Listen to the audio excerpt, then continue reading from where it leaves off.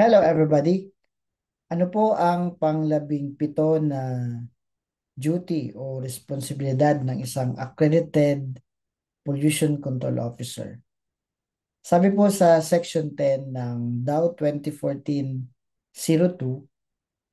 the duty and responsibility of an accredited PCO is to attend as duly authorized representative of the establishment, the technical conferences, hearings, and meetings, especially on matters pertaining to pollution cases of the establishment where he or she is employed.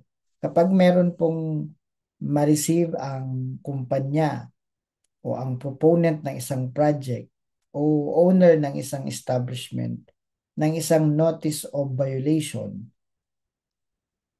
issued by the concerned DENR EMB Regional Office, kailangang umattend ng isang accredited pollution control officer doon sa naka-schedule na technical conference o hearing or meeting, especially on the violations allegedly committed by the project proponent or by the establishment.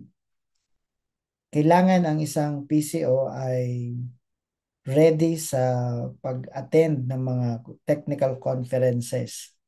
Kailangan ready sa pag-attend ng mga hearings or meetings, at ito ay duty and responsibility ng isang PCO. Pwede namang umattend syempre ang may-ari ng kumpanya o ng proyekto o ng establishmento. Pero isa sa duty ng isang accredited PCO ay ang pagpunta doon sa patawag na conference, hearing, or meeting.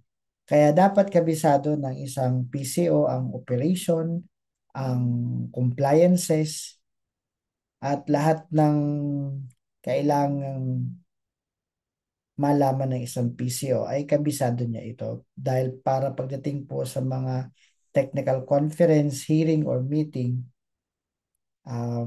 pwedeng advantage sa kumpanya. Kadalasan ng mga technical conference, hearing, or meeting ay doon sa mga violations identified, sa mga adverse findings during inspection, sa mga na receive ng EMB Regional Office na complaint.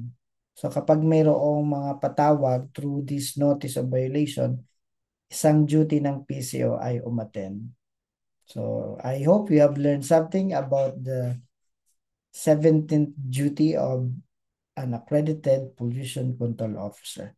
If you want to know more, the permitting, registration, and reporting requirement, please subscribe to this channel. Please like and share this video.